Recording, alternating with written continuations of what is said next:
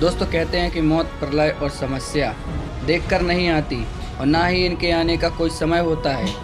हमें नहीं पता कि दुनिया का अंत कब होगा या फिर होगा भी या नहीं, लेकिन हम इतना ज़रूर कह सकते हैं कि जिसका जन्म हुआ है उसका मरना एक न एक दिन निश्चित जरूर है। लेकिन पृथ्वी का विनाश कैसे होगा और कौन से कारण से होगा, आज हम इसी विषय पर बात करेंगे। दोस्तों, पृथ्वी की संरचना लगभग 4.5 करोड़ साल पहले हुई थी और पृथ्वी हमारे सौरमंडल का तीसरा और केवल एकमात्र ऐसा ग्रह है जिस पर जीवन संभव है। वैज्ञानिकों के मुताबिक पृथ्वी पर जीवन की अस्तित्व को करीब 3.5 अरब साल हो चुके हैं और तब से लेकर आज तक पृथ्वी ने कई प्राकृतिक और मानवीय आपदाएं झेली हैं और इन कारणों की वजह से पृथ्वी के खत्म होने की आशंका को नकारा बिल्कुल भी नहीं जा सकता। वैज्ञानिकों की आशंका है कि आने वाले समय में एक्स नाम का एक ग्रह धरती के पास यानी काफ़ी पास से गुजरेगा और अगर इस दौरान उसकी टक्कर पृथ्वी से हो गई तो पृथ्वी को नष्ट होने से कोई भी नहीं बचा सकता। लेकिन कई वैज्ञानिक ऐसे भी हैं जो इस बात से साफ इनकार करते हैं।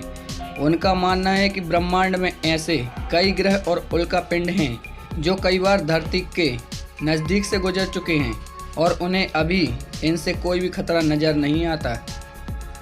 लेकिन 1994 में एक ऐसी घटना हुई थी जब पृथ्वी के बराबर कम से कम 10 से 12 उल्कापिंड बृहस्पति ग्रह से टकरा गए थे और तब वह नज़ारा किसी महाप्रलय से कम नहीं था, जिसकी वजह से उस ग्रह की आग और तबाही आज तक शांत नहीं हुई है। इसलिए वैज्ञानिक मानते हैं कि जो बृहस्पति ग्रह के साथ हुआ वह यदि भविष्य में कभी हमारी पृथ्वी के साथ हुआ तो पृथ्वी को नष्ट होने से कोई नहीं बचा सकता। ये तो हो गई इन्फॉर्मेशन। आप जानते हैं कारण कि किस कारण से पृथ्वी नष्ट हो सकती है। पहला है ज्वालामुखी का फटना। दोस्तों, ज्वालामुखी का फटना भी पृथ्वी के विनाश का एक कारण बन सकता है। 1816 में इंडोनेशिया में स्थित माउंट अम्बोरा नाम के एक ज्वालामुखी ने भारी तबाही मचाई थी, जिसकी वजह से करीब 1 करोड़ 5 लाख लोगों ने अपनी जान गंवाई थी, यानी जान से हाथ धोना पड़ा था। दोस्तों, यह तबाही केवल एक सामान्य ज्वालामुखी यानी कि वोल्केनो की वजह से हुई थी। तो सोचो, अगर एक सामान्य ज्वालामुखी की जगह एक सुपर वोल्केनो होता और वो फट जाए तो पृथ्वी पर क्या तबाही का आलम होगा, ये आप ही सोच सकते हो। सुपर वोल्केनो के फटने के दौरान ज्वालामुखी से जो लावा निकलेगा वो ब्रिटेन के आकार से लगभग 8 गुना ज़्यादा बड़ा होगा और इस वोल्केनो के फटने से आसमान में बहुत बड़े काले धुएं के बादल बन जाएंगे जो सालों साल तक सूरज की किरणों को धरती पर आने से रोक कर रखेंगे, जिसकी वजह से पृथ्वी से जीवन गायब होने लगेगा और धरती का विनाश प्रारंभ हो जाएगा। दोस्तों, महाभारत में भी कलयुग के अंत में प्रलय होने का जिक्र है। यह प्रलय धरती पर लगातार बढ़ रही गर्मी से होगा।